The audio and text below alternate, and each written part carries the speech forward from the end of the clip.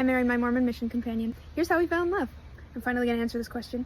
And I think it's important that we start, maybe not just for me, but for other people too, if you feel this way.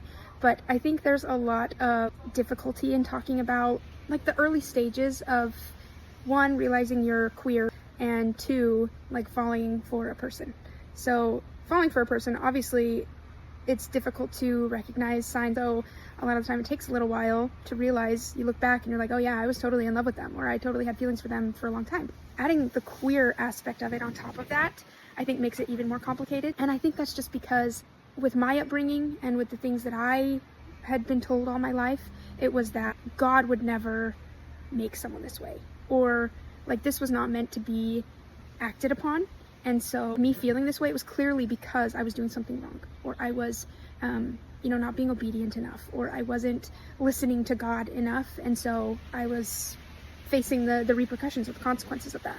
My heart breaks for that young me, because now obviously I know that that's not true, and that being queer is not a character flaw, and it's definitely not a consequence of something that I did or didn't do. But I think it's really important to just like name that, because I have worked through this for a long time, being able to look back and know that if this were a relationship with a guy, I wouldn't have had so much of a hard time recognizing that it was just a natural progression of feelings. There wasn't something wrong with it. It wasn't a product of like temptation. It was just loving someone, and that's okay. My therapist has called me out repeatedly, telling me that like if this was a guy we were talking about, we wouldn't be having this conversation at all.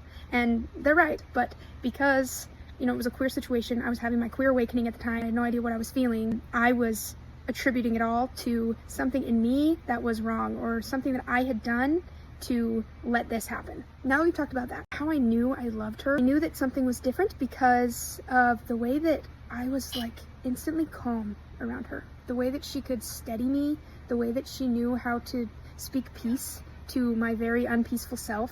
Like, I don't have a whole lot of inner peace most of the time. I am quite anxious. I worry a lot.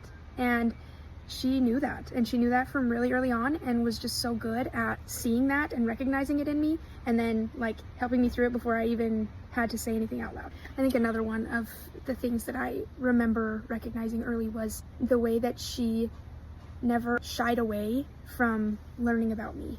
There was never anything that was like off limits, never anything that was uncomfortable, never anything that would make her feel differently about me. It was just learning about me. She wanted to know me. She wanted to get to know the person that I was, and I felt the same way.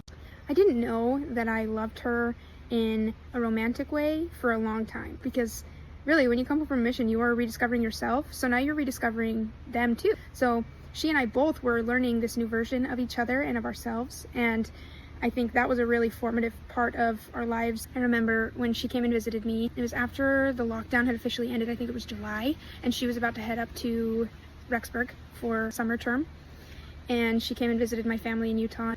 And I just remember like that reunion. It was like a piece of me that had been gone for months, that I hadn't had with me for so long, was back, and it was like that comfort, that peace, that calm that I talked about earlier was just like instant. It was like no time had passed. And then shortly after that, I go up to Rexburg to spend a few days there. She wanted to take me to like the Tetons, and I'd always wanted to go.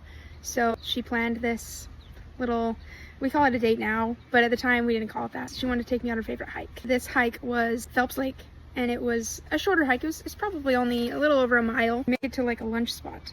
And so we'd packed food to take with us, and we made it to the lunch lookout point, and we sat on these rocks, and we were just talking. And I don't even remember what we were talking about, but there was no one else there. It was silent, and it was just like, I had this feeling that it was like, this is where I want to be forever.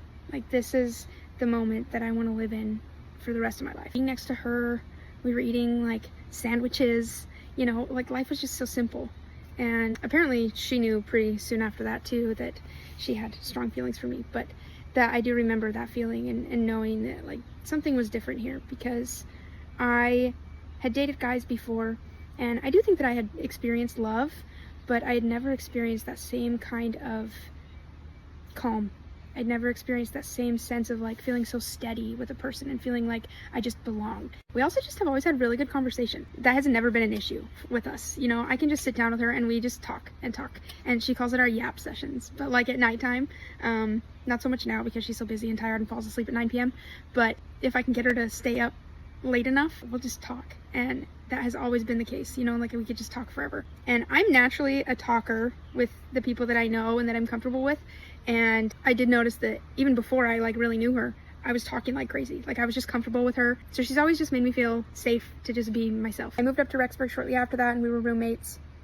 And we spent that whole summer adventuring. We went on our long country trip. If you want to hear about that, it's in another one of my series. But we spent so much time together, and we never got sick of each other. And I was like, this is what my mom always talked about.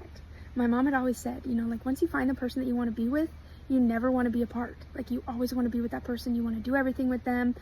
You can still be yourself. You can still be an individual and have your own things. But like all of the good things, all of the hard things, all of the scary things, everything, you just want to experience with your person. So after having that summer of all of those experiences and all of those really memorable things and doing them together, I finally felt what my mom was talking about.